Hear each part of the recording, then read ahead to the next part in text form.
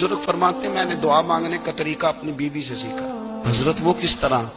फरमाने लगे मेरी बीवी ने ना मुझे कोई काम बताया, कुछ पैसों की जरूरत के लिए कहा, तो मैंने उसे कहा कि भाई अभी मेरे पास नहीं है, कुछ दिनों में आते हैं तो मैं दे दूंगा। औरतों की आदत होती है, वो बार बार याद कराती हैं। 2-4 दिनों के बाद फिर उसने कहा हजरत वो मैंने कहा था कुछ पैसे, मैंने उसे कहा कि अभी मेरे पास नहीं है, कुछ दिनों में मिलते हैं तो मैं तुम्हें दे दूंगा।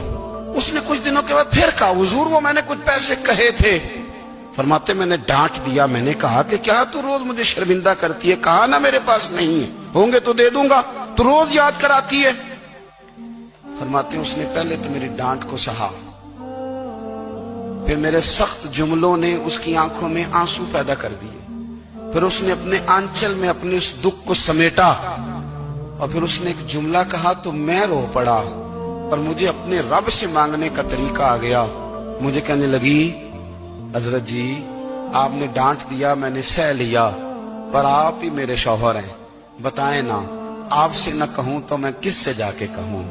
फरमाते हैं मैं रो पड़ा और मैं खुल के रोया और मैं तड़प के रोया और फिर मेरी सिसकियां बंद गईं।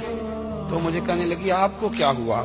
मैंने कहा मुझे भी दुआ मांगनी आ गई है। जब मैं उसे कहूंगा ना अल्लाह तू ही मेरा रब है, मैं तुझसे न कहूं तो मैं किससे जाके कहूं, मैं क्यों किसी बंदे से सवाल करूं, मैं क्यों किसी दुनियादार से कहूं, मैं तेरे बंदों का नेक बंदों का वसीला लेके तेरे महबूब की गुलामी लेके तेरी बारगाह में आया, तुझसे ना मांगू तो किससे मांगू।